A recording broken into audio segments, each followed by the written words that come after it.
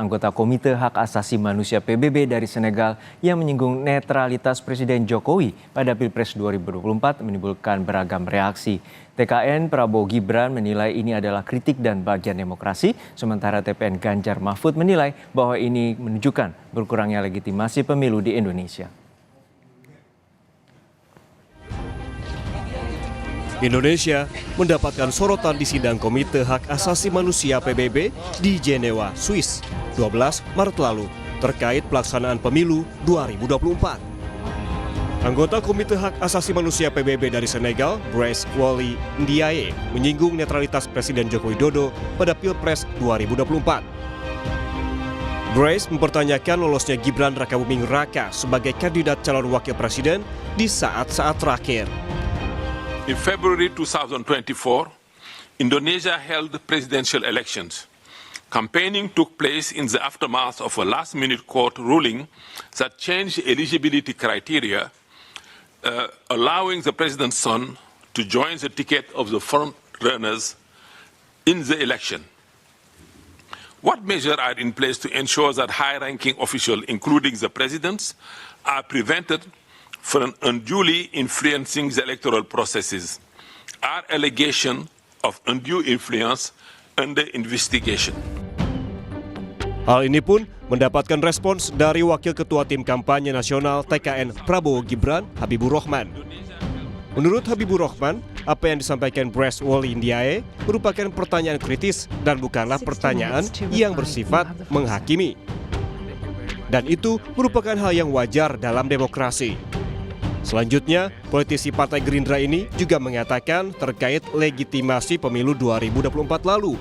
Beberapa negara demokrasi seperti Amerika Serikat, Inggris, dan Australia telah mengucapkan selamat karena pemilu telah selesai dilaksanakan. Menurut kami, anggota Komisi HAM PBB tersebut tidak menyampaikan pernyataan yang bersifat judgement.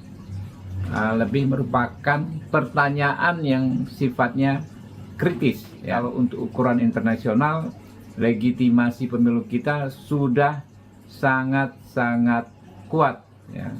Sehingga nggak perlu ada yang dirisaukan. 1-2 orang menyampaikan pertanyaan, menurut saya itu adalah hal yang wajar, ya, di era demokrasi seperti saat ini.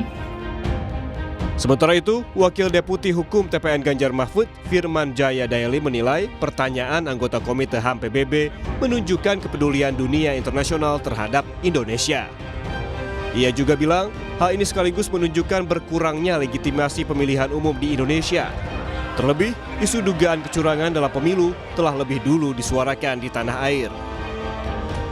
Bahwa dengan adanya pernyataan ini, apalagi bersifat internasional dan berkaitan dengan sidang resmi Dewan HAM PBB, maka ini menyentuh soal berkurangnya, hilangnya legitimasi pemilu Pilpres di Indonesia, semakin menumbuhkan atau semakin meningkatkan kehilangan kepercayaan dunia internasional terhadap penyelenggaraan pemilu.